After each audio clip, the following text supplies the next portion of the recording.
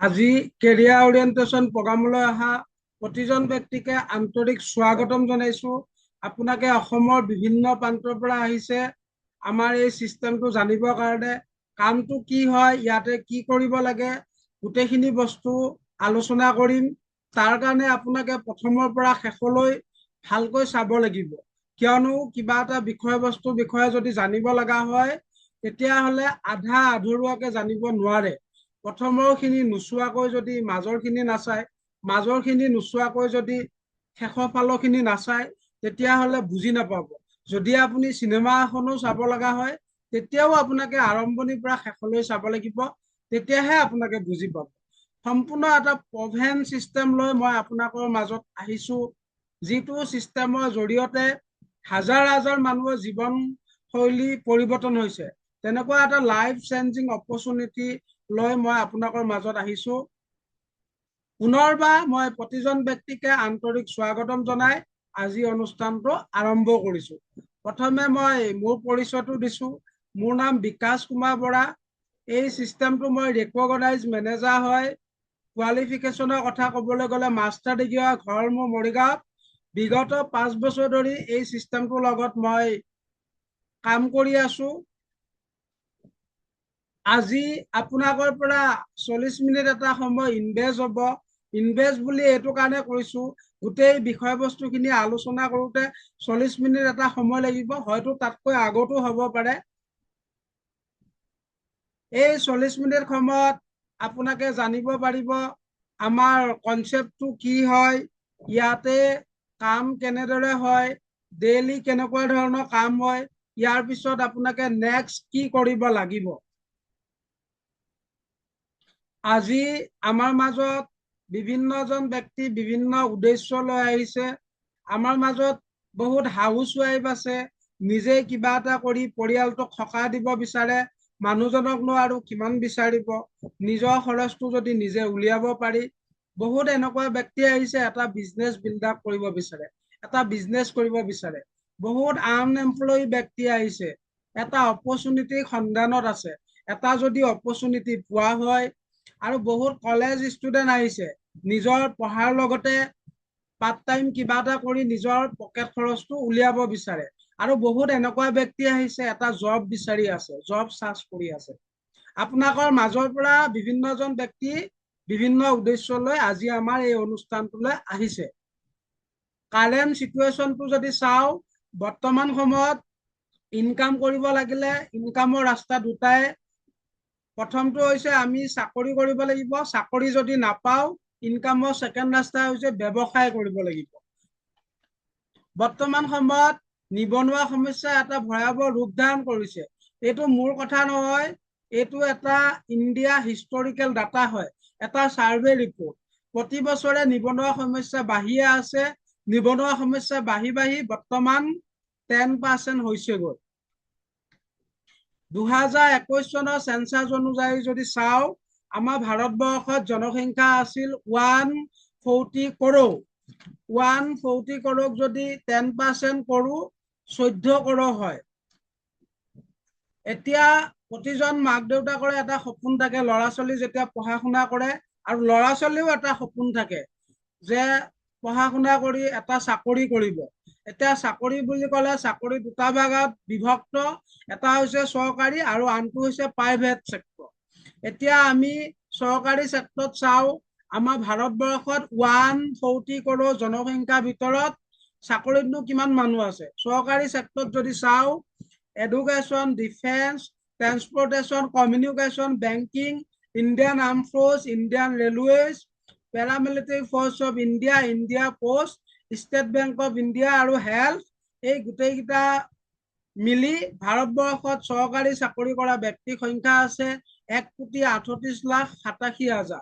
ঠিক তেনেদৰে আমি প্ৰাইভেট চেক্টৰত যদি চাওঁ, IT industry, banking, insurance, Tata group, Infosys, Reliance industry, HDFC bank, Wipro, LIC আৰু হেল্থ, এই গোটেইবিলাক লগ লাগি প্ৰাইভেট চেক্টৰত চাকৰি কৰা মানুহ আছে 20,08,000। চৰকাৰী আৰু প্ৰাইভেট যদি লগ লগাই দিওঁ 140 কৰোৰ জনসংখ্যাৰ ভিতৰত মাত্ৰ 2 কৰোৰ মানুহেহে চাকৰি পাইছে, বাকী মানুহে কোনো ধৰণৰ চাকৰি পোৱা নাই, কোনো ধৰণৰ সংস্থাপন পোৱা নাই। ল'ৰা ছোৱালী যেতিয়া পঢ়া শুনা কৰে, যেতিয়া ডাঙৰ হৈ আহে, প্ৰতিজন মাক দেউতাকৰ এটা সপোন থাকে, ল'ৰা ডক্তৰ হ'ব, ইঞ্জিনিয়াৰ হ'ব। ডক্তৰ পঢ়িবৰ কাৰণে আমাৰ ভাৰতবৰ্ষত যিটো নীট এক্সাম দিয়া হয়, তাত প্ৰতি বছৰে 15 লাখ ষ্টুডেণ্টে নীট এক্সামত পঢ়ে।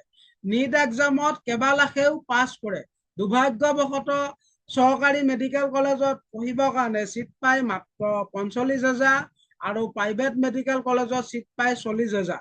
চৰকাৰী আৰু প্ৰাইভেট মিলি 85,000 ষ্টুডেণ্টেহে পঢ়িবৰ কাৰণে চিট পায়। বাকীবিলাকে পঢ়িবই চিট নাপায়। ডক্তৰ হোৱাটো পিছৰ কথা, য'ত পঢ়িবই চিট নাপায়। ঠিক তেনেদৰে প্ৰতি বছৰে আমাৰ ভাৰতবৰ্ষত 1 crore ষ্টুডেণ্টে গ্ৰেজুৱেশ্যন কমপ্লিট কৰে। তাৰে ইঞ্জিনিয়াৰিঙৰ পৰা 50 লাখ আৰু আদাৰ গ্ৰেজুৱেট 85 লাখ। আদাৰ গ্ৰেজুৱেট বুলি ক'লে BA, BCom, BSc, BBA। এতিয়া আমি এটা চাকৰি বিচাৰি আছো, চাকৰিটো পালেতো বহুত ভাল, বৰ্তমান পোৱাটো বহুত জটিল, কিয়নো এপাচি শাকত এটা জলকীয়া লেখীয়া পৰিৱেশ হৈছে। এটা যদি চাকৰি ভেকেণ্ট ওলায়, তাৰ এগেইনষ্টত 1000 জন কেণ্ডিডেটে এপ্লাই কৰে। বিগত 3 বছৰ ধৰি আপোনালোকে দেখিছে চৰকাৰেও যথেষ্ট চেষ্টা কৰিছে, কিন্তু চাকৰি যদি পোষ্ট ওলায় 10,000, তাতে এপ্লাই কৰে 30 লাখে, পাব কিমানে আপোনালোকে গম পাইছেই। আৰু ইফালে 1 crore ষ্টুডেণ্টে গ্ৰেজুৱেশ্যন কমপ্লিট কৰে, চাকৰি পাব কিমানে, য'ত চৰকাৰেও কোনো ধৰণৰ নিবনুৱা সমস্যা ৰোধ কৰিব নোৱাৰে। ইয়াৰ উপৰিও যিখিনি মানুহে চাকৰি কৰিও আছে, বৰ্তমান কি হয়, টেকনলজি ডেভেলপ হৈছে, বৰ্তমান AI যুগ হয়, ভৱিষ্যতে টেকনলজি আৰু ডেভেলপ হ'ব, উন্নত হ'ব। ইয়াৰ ফলত কৰি থকা মানুহখিনিয়েও চাকৰি হেৰুৱাৰ সম্ভাৱনা আছে। এইটো মোৰ কথা নহয়, এই সম্পৰ্কে আমাৰ ভাৰতবৰ্ষৰ মাননীয় প্ৰধানমন্ত্ৰী নৰেন্দ্ৰ মোদীয়েনো কি কয়, তেখেতৰ মুখেৰে অকণমান শুনকচোন, কিয়নো তেখেতে ডিজিটেল ইণ্ডিয়াৰ ওপৰত যথেষ্টখিনি গুৰুত্ব দিছে। इतनी तेजी से टेक्नोलॉजी बदल रही है, बहुत दूर का दिन नहीं होंगे जबकि आर्टिफिशियल इंटेलिजेंस डोमिनेट करेगा। आर्टिफिशियल इंटेलिजेंस का पूरा फील्ड पूरी मानव जात को ड्राइव करने वाला है। जॉब बचेगी कि नहीं बचेगी उसका डिबेट होगा। ड्राइवरलेस कार आएगी, आर्टिफिशियल इंटेलिजेंस से चलने वाली कार आने वाली है, ड्राइवर का क्या होगा? क्या आर्टिफिशियल इंटेलिजेंस आने के बाद भी जॉब क्रिएशन की संभावना है क्या? और जो इसके एक्सपर्ट हैं उनका कहना है कि आर्टिफिशियल इंटेलिजेंस के बाद जॉब क्रिएशन की भारी संभावनाएं बढ़ने वाली है। पूरा विश्व एक नई सोच की ओर जाने वाला है, उसके लिए एक नई जनरेशन तैयार होने वाली है। यानी जगत कितनी तेजी से बदल रहा है, टेक्नोलॉजी मनुष्य को किस प्रकार से ड्राइव कर जा रहा है, अगर हम उसके साथ अपने आप को थोड़ा सा भी कोप अप नहीं रखेंगे तो फासला इतना बढ़ जाएगा कि फिर हम इतने इरिलेवेंट हो जाएंगे कि हमें कोई पूछेगा तक नहीं, ये अवस्था दूर नहीं है। इतनी এতিয়া আপোনাকে ইনকামৰ প্ৰথম ৰাস্তা চাকৰি কথাটো বুজি পালে। ইনকামৰ ছেকেণ্ড ৰাস্তা হৈছে ব্যৱসায়। ব্যৱসায় এটা কৰিবলৈ আইডিয়া লাগিব, লাইচেন্স লাগিব, পাৰ্মিশ্যন লাগিব, মেইন পাৱাৰ লাগিব, মেনুফেকচাৰিং লাগিব। আটাইতকৈ ডাঙৰ কথা হৈছে হিউজ এমাউণ্ট এটা ইনভেষ্ট কৰিব লাগিব। উইদাউট ইনভেষ্টত কোনো ধৰণৰ ব্যৱসায় কৰিব নোৱাৰে। আৰু ভাল এটা প্লেচো লাগিব, য'ত সঘনে মানুহৰ অহা যোৱা হয়। ব্যৱসায় এটা কৰিবলৈ বহুতখিনি ৰিস্ক ল'ব লাগে। যিখিনি ব্যক্তিয়ে ৰিস্ক লৈও ব্যৱসায় কৰিছে, বৰ্তমান কম্পিটিশ্যনে দেখা দিছে।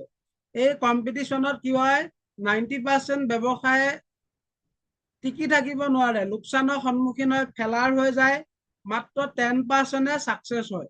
এতিয়া আমি সৰু সুৰা এটা যদি ব্যৱসায় কৰাৰ কথা ভাবো, এখন যদি ই ৰিক্সা লোৱাৰ কথা ভাবো, তাতো মিনিমাম 1.5 পৰা 2 লাখ টকা ইনভেষ্ট কৰিব লাগে। এখন যদি গেলামালৰ দোকান খোলাৰ কথা ভাবো, এখন যদি বিউটি পাৰ্লাৰ খোলাৰ কথা ভাবো, এখন যদি ষ্টেচনাৰী দোকান খোলাৰ কথা ভাবো, এখন যদি কিতাপৰ দোকান খোলাৰ কথা ভাবো, তাতো মিনিমাম 1.5-2 লাখৰ পৰা আৰম্ভ কৰি 10-15 লাখ টকালৈ ইনভেষ্ট কৰিব লাগে। ইনভেষ্ট কৰা সত্ত্বেও বৰ্তমান কি হয়, কম্পিটিশ্যনে দেখা দিছে। এই সৰু সৰু দোকানবিলাকৰ এগেইনষ্টত তেনেকুৱা 1000খন দোকান আছে।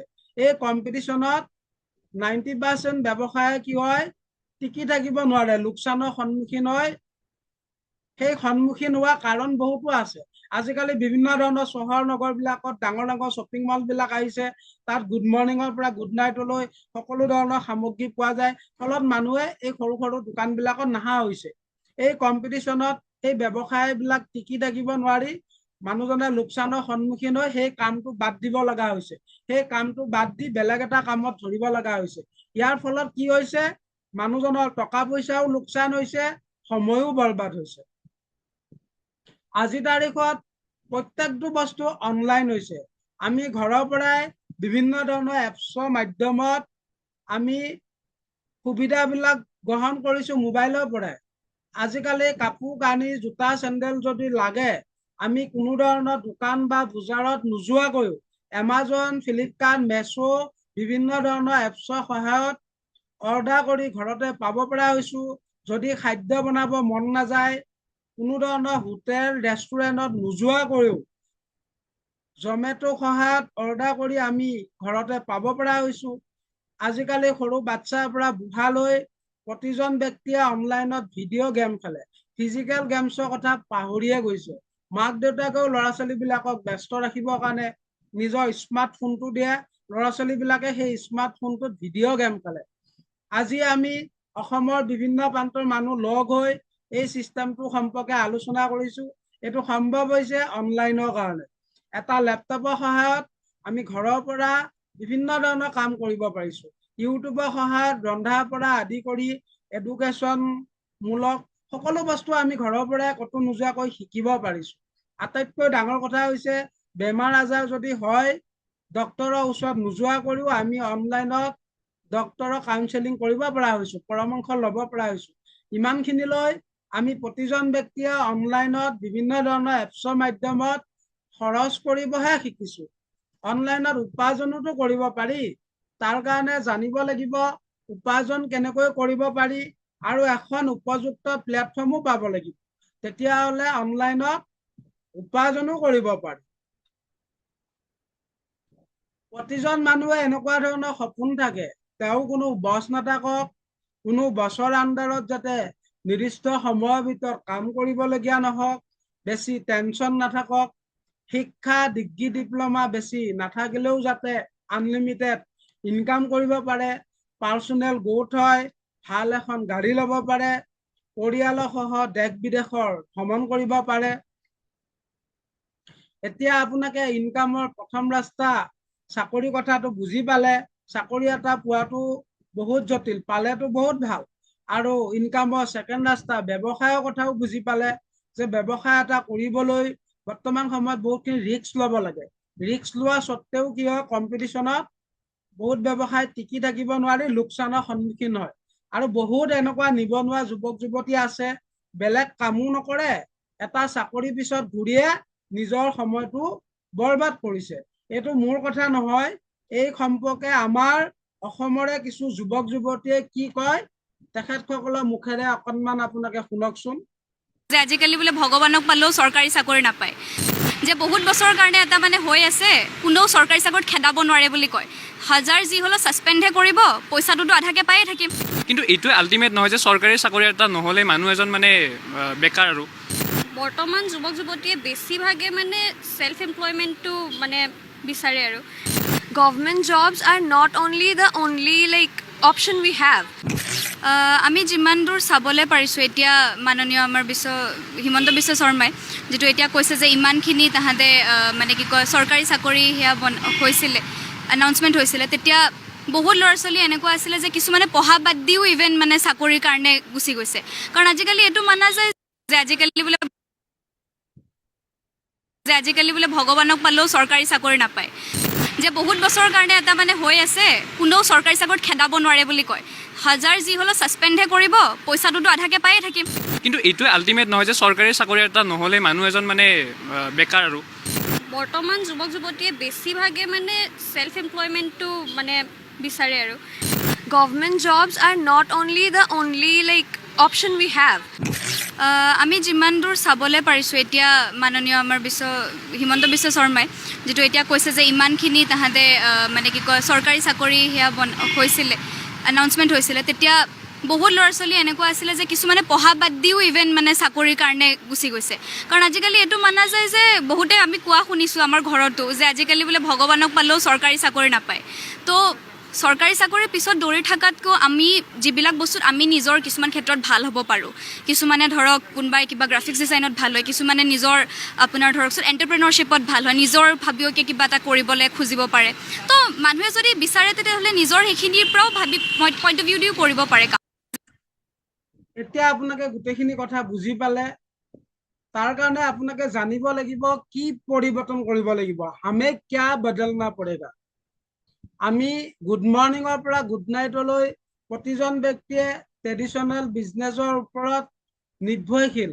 হয়তো আমি জনা নাই বা বুজি পোৱা নাই কেনেকৈ নিৰ্ভৰশীল আমি গুড মৰ্ণিঙৰ পৰা গুড নাইটলৈ প্ৰতিজন ব্যক্তিয়ে আমি প্ৰডাক্ট ব্যৱহাৰ কৰি আছো কাষ্টমাৰ হিচাপে আমি এই প্ৰডাক্টবিলাক ক'ৰ পৰা আনো আমাৰ ওচৰৰ দোকানখনৰ পৰা আনো এই দোকানখনক ৰিটেইল শ্বপ বুলি কোৱা হয় এই দোকানখন বা দোকানীজনে কোনো ধৰণৰ বস্তু বা প্ৰডাক্ট নিজে বনাব নোৱাৰে তেখেতে আনে হ'লচেলাৰ পৰা হ'লচেলাৰ আনে ডিষ্ট্ৰিবিউটৰৰ পৰা ডিষ্ট্ৰিবিউটৰ আনে ফেক্টৰীৰ পৰা ধৰক 100 টকা বস্তুটো আপুনি মই 100 টকা পে কৰিছো ফেক্টৰীয়ে লৈছে 30 টকা এই মাজৰ মানুহখিনিয়ে লৈছে 70 টকা মাজত হিউজ এমাউণ্ট এটা গৈ আছে এই ব্যৱস্থাটোকে যদি আমি অকণমান পৰিৱৰ্তনৰ কথা চিন্তা কৰোঁ বৰ্তমান ছ'চিয়েল মিডিয়া যুগ হয় আমি প্ৰত্যেকজন ব্যক্তিয়ে ছ'চিয়েল মিডিয়াৰ লগত জড়িত বেলেগৰ ৰিল ভিডিঅ' চাই সময়টো নষ্ট কৰোঁ এই কামটোকে যদি আমি ডিজিটেলি এটা মোবাইল বা লেপটপৰ যোগেৰে ঘৰৰ পৰাই যদি কৰিব পাৰোঁ এই কনচেপ্টটোকে কোৱা হয় ডিজিটেল নেটৱৰ্ক মাৰ্কেটিং ৰ'ব আপোনাকে এতিয়া নেটৱৰ্ক শব্দটো শুনাৰ লগে লগে ভুল নকৰিব মাৰ্কেটত বহুত নেটৱৰ্ক চলি আছে তেনেকুৱা বুলি মুঠেই নাভাবিব এইটো হৈছে অনলাইন ডিজিটেল গোটেইখিনি কাম ডিজিটেলিয়ে হয় এতিয়া আপুনি ডিজিটেল নেটৱৰ্ক মাৰ্কেটিং কিয় কৰিব ছ'চিয়েল মিডিয়াত এখন প্লেটফৰ্ম পাব বৰ্তমান ছ'চিয়েল মিডিয়া বহুত ফাষ্ট হয় কিয়নো কিবা এটা যদি দুৰ্ঘটনা হয় নিউজ চেনেলত পিছত আহে আগতীয়াকৈ মানুহে ছ'চিয়েল মিডিয়াৰ যোগেৰে গম পায় মেক্সিমাম বিজনেছ কৰি মেক্সিমাম প্ৰফিট কৰিব পাৰিব টাইমটো ফ্লেক্সিবল পাব আপোনাৰ নিজৰ সময় অনুযায়ী আপুনি কৰিব পাৰিব আৰু এইটো ৰিচেশ্যন ফ্ৰী ইণ্ডাষ্ট্ৰী হয় ইয়াতে কোনো ধৰণৰ টেনশ্যন বা ৰিস্ক ল'বলগীয়া নাথাকে মাৰ্কেটত এনেকুৱা অৰ্গেনাইজেশ্যন বহুত আছে কেনেকৈ আপুনি চুজ কৰিব কোনটো ভাল তাৰ কাৰণে আপুনি ইয়াৰ মানুহবিলাক কেনেকুৱা হয় চাব লাগিব ট্ৰেইনিং কেনেকুৱা হয় চাব লাগিব কিয়নো ট্ৰেইনিঙৰ সহায়ত জীৱ জন্তুকো বিভিন্ন ধৰণৰ নৃত্য প্ৰদৰ্শন কৰিব পৰা যায় য'ত বনৰীয়া জীৱ জন্তুকো প্ৰশিক্ষণৰ মাধ্যমত এইখিনি কৰিব পৰা যায় প্ৰডাক্টছ কেনেকুৱা হয় চাব লাগিব ইনকাম প্ৰফিট পেয়ত কেনেকুৱা হয় সেইটোও চাব লাগিব আজি মই আপোনাকক এনেকুৱা এখন প্লেটফৰ্মৰ নাম ক'ব কাৰণে গৈ আছো নামে যা পৰিচয় আপোনাকৰ ভাল লাগি আছেনে বাৰু কিমানজন ব্যক্তি মোৰ লগত আছে মোৰ কথাখিনি শুনি আছে মই নেক্সট স্লাইডলৈ গৈ আছো আপোনাকে চাট বক্সত এবাৰ ইয়েছ বুলি লিখকচোন মই নেক্সট স্লাইডত গৈ আছো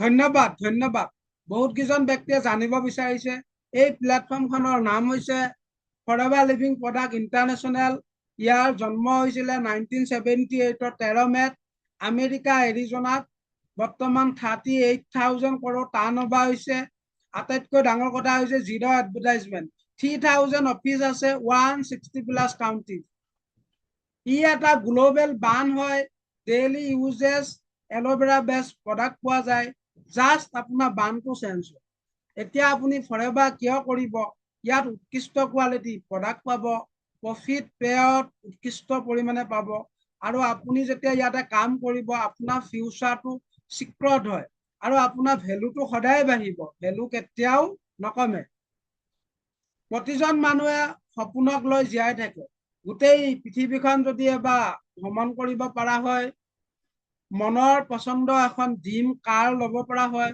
মনৰ পছন্দ এটা ড্ৰিম হাউচ বনাব পৰা হয় টকা পইচা অভাৱমুক্ত হৈ থাকিব পৰা হয় আপুনি কেনেকৈ ইয়াত জড়িত হ'ব আমাৰ ৱেবছাইটত যাব লাগিব www.foreverliving.com আপোনাক এটা স্পন্সৰ আইডি লাগিব আইডি প্ৰুফ লাগিব এড্ৰেছ প্ৰুফ লাগিব বেংক পাছবুক লাগিব, ইমেইল আইডি লাগিব আৰু এটা ফোন নাম্বাৰ লাগিব আৰু আপুনি আমাৰ ৱেবছাইটৰ পৰা 12টা ডিজিটৰ এটা আইডি পাব। ফৰেভাৰত আপুনি প্ৰিফাৰেড কাষ্টমাৰ হিচাপে যদি কাম কৰে, ইয়াত মাহত আপুনি 5,000 পৰা 14,000 টকা ইনকাম কৰা সুবিধা পাব। যদি আপুনি এছিষ্টেণ্ট ছুপাৰভাইজাৰ হিচাপে কাম কৰে, মাহত 15,000 পৰা 25,000 টকা ইনকাম কৰা সুবিধা পাব। যদি আপুনি ছুপাৰভাইজাৰ হিচাপে কাম কৰে, মাহত 35,000 পৰা 45,000 টকা ইনকাম কৰা সুবিধা পাব। আৰু আপুনি এছিষ্টেণ্ট মেনেজাৰ হিচাপে যদি কাম কৰে, মাহত 60,000 পৰা 70,000 টকা ইনকাম কৰা সুবিধা পাব। যদি আপুনি মেনেজাৰ হিচাপে কাম কৰে, যিটো ডিম লেভেলৰ, মাহত 1 লাখ ইনকাম কৰা সুবিধা পাব।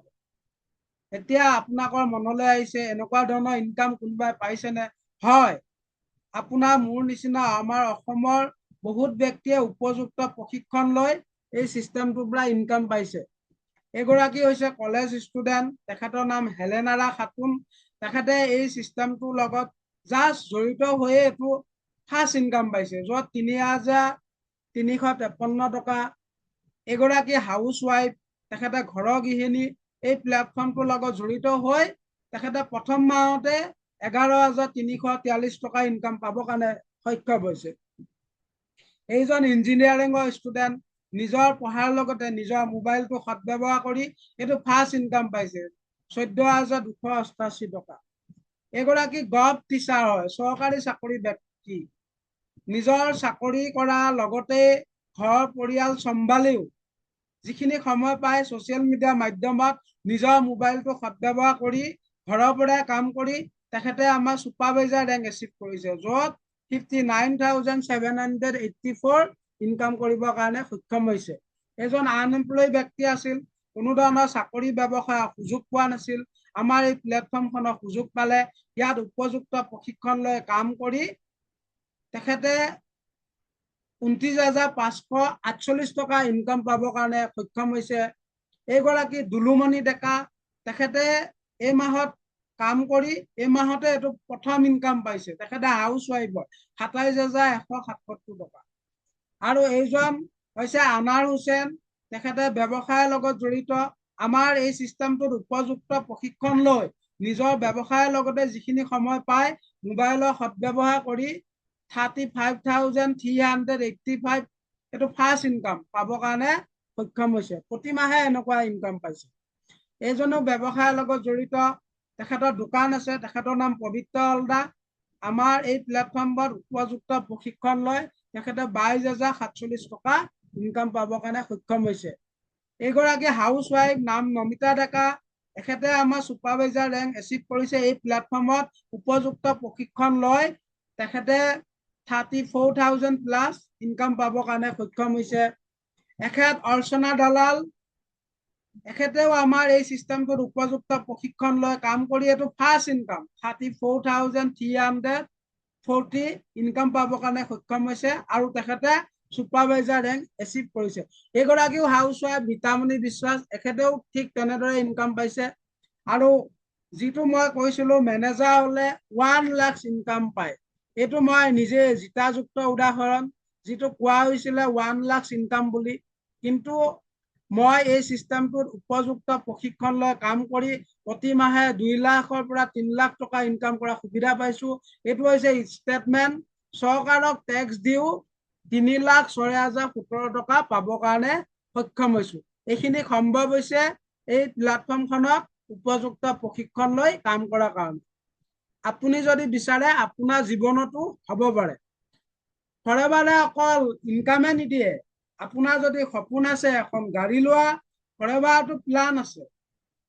যদি আপুনি উপযুক্ত প্ৰশিক্ষণ লৈ কাম কৰি ইয়াত লেভেল 1 এচিভ কৰে, মাহে 24,000কৈ 36 মান্থলৈ দিয়ে, টোটেল 9,37,000। লেভেল 2 যদি এচিভ কৰে, মাহে 39,000কৈ, মুঠ 14,04,000। লেভেল 3 যদি এচিভ কৰে 52,000কৈ, 18,72,000। কিমানজন ব্যক্তিয়ে ভ্ৰমণ কৰি ভাল পায়, টুৰ কৰি ভাল পায়? এবাৰ চাট বক্সত ইয়েছ বুলি লিখকচোন। ধন্যবাদ। বহুতখিনি ব্যক্তিয়ে ভাল পায়, কিয়নো ইয়াত নেশ্যনেলটো এটা আৰু ইণ্টাৰনেশ্যনেলটো দুটা আছে। নেশ্যনেলটো হৈছে আমাৰ ভাৰতৰ ভিতৰত যিবিলাক ডাঙৰ ডাঙৰ চিটি আছে, দিল্লী, মুম্বাই, গোৱা, পুনে, বেংগলোৰ, সেইবিলাক চিটিবিলাকত যিবিলাক 5 ষ্টাৰ আৰু 7 ষ্টাৰ হোটেল আছে সেইবিলাকত হয়। আপুনি যদি এচিভ কৰে, ঘৰৰ পৰা যোৱাৰ পৰা ঘৰলৈ অহালৈ সম্পূৰ্ণ কোম্পানী খৰচ। আৰু দুটা আছে ইণ্টাৰনেশ্যনেলটো, এটা হৈছে গ্ল'বেল দিল্লী, আনটো হৈছে ইগল মেনেজাৰ। যিহেতু ব্যৱসায়টো 160+ কাউণ্ট্ৰিত আছে, প্ৰতি বছৰে বেলেগ বেলেগ দেশত হয়। গ্ল'বেল দিল্লী যোৱা বছৰ হৈছিলে পেৰিছত, এইবাৰ হৈছে ডুবাইত, অহা বছৰ হ'ব হংকঙত। আৰু আনটো গ্ল'বেল দিল্লী ইগল মেনেজাৰ, যিটো মই এচিভ কৰিছো। এইবছৰ গৈ আছো 4 অক্টোবৰলৈ চাউথ আফ্ৰিকা।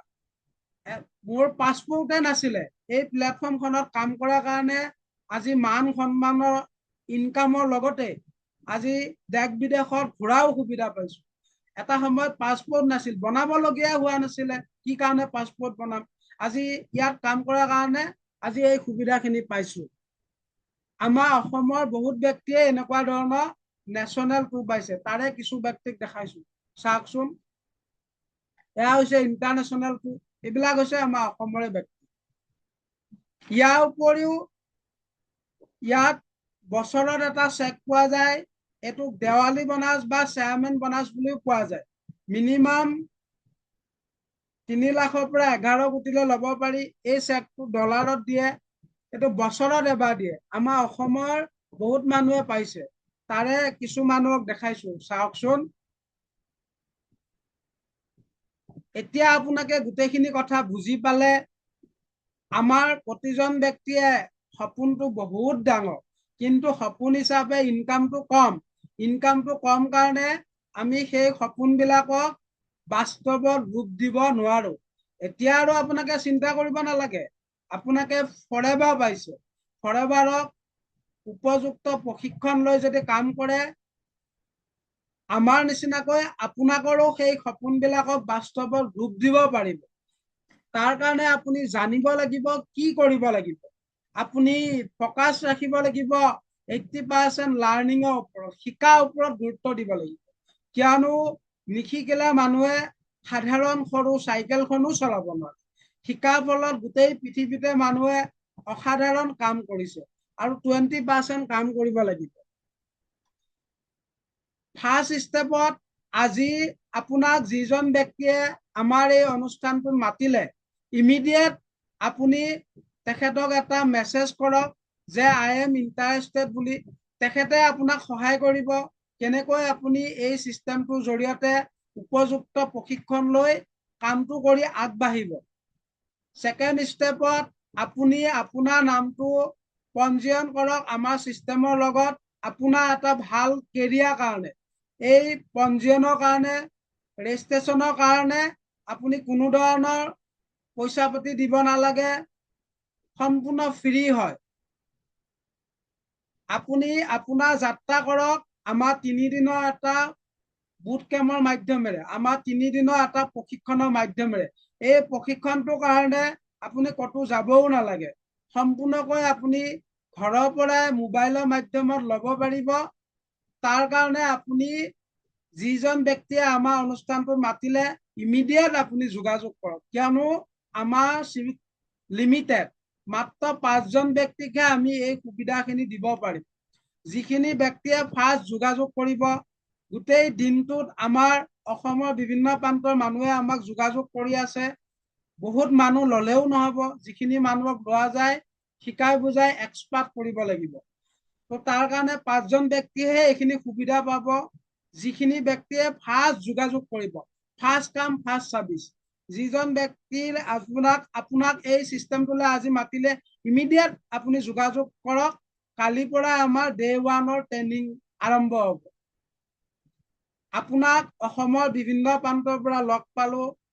প্ৰতিজন ব্যক্তিয়ে উজ্জ্বল ভৱিষ্যত কামনা কৰি পুনৰ লগ পোৱা প্ৰতিশ্ৰুতিয়ে আজি অনুষ্ঠানটো মই ইমানতে সামৰিছো। Thank you so much. Have a great day.